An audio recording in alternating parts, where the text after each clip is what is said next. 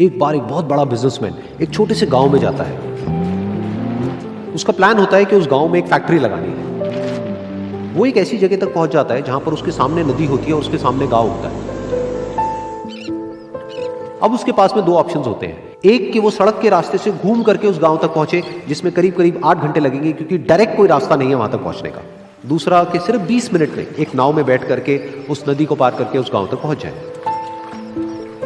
तो अपना टाइम बचाने के लिए उसने उस नाव में बैठने का डिसीजन लिया।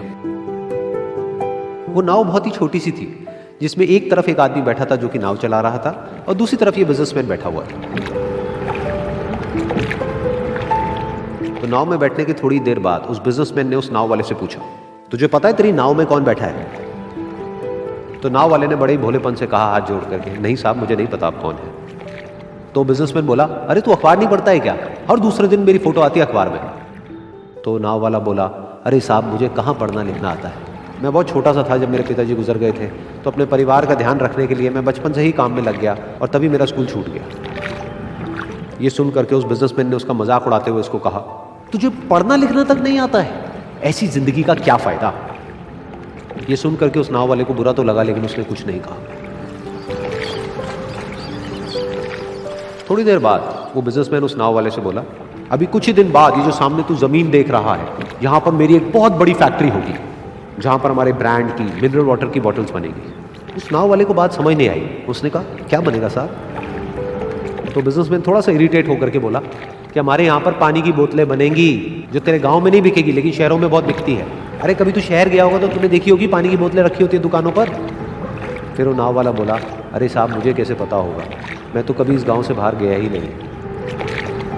फिर वो बिजनेसमैन उसके ऊपर हंसते हुए बोला, तू कभी इस गांव से बाहर तक नहीं गया, तुझे पता ही नहीं कि शहर क्या होता है? अरे ऐसी जिंदगी का क्या फायदा? उसकी ये बात सुन करके उस नाव वाले को सच में लगने लगा कि मेरी जिंदगी शायद किसी काम की नहीं है।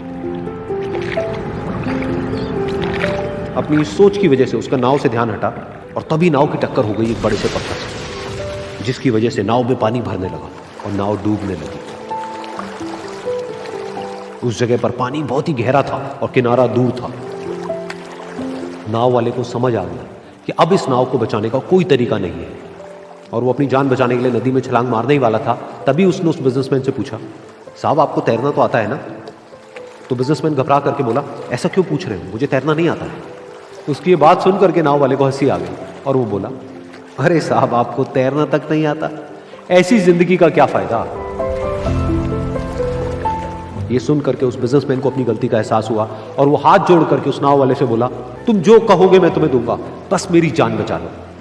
तो उस नाव वाले ने बोला, अरे साहब आप घबराओ नहीं, मुझे सिर्फ तैरना नहीं आता है, मुझे डूबते हुए लोगों को बचाना भी आता है।